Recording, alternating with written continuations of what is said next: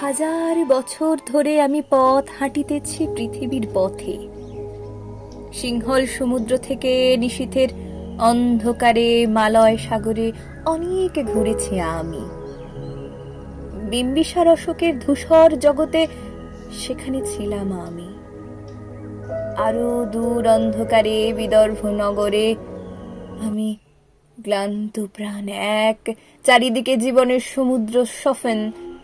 আমাকে দুদণ্ড শান্তি দিয়েছিল নাটোরের বনলতা সেন।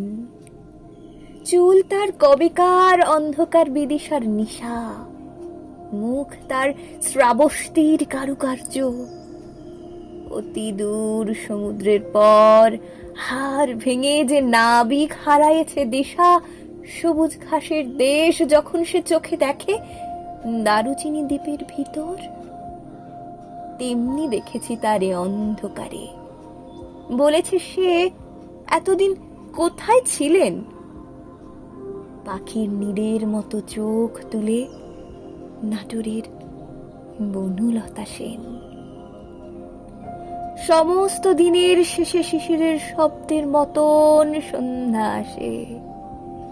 ডানার রৌদ্রের গন্ধ মুছে ফেলে চিল। পৃথিবীর সব রং নিভে গেলে পাণ্ডুলিপি করে আয়োজন। তখন গল্পের তরে জোনাকির রঙে ঝিলমিল।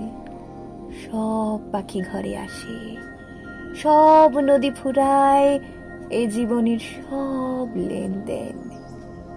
থাকে শুধু অন্ধকার, মুখোমুখি বসিবার বনলতা সেন।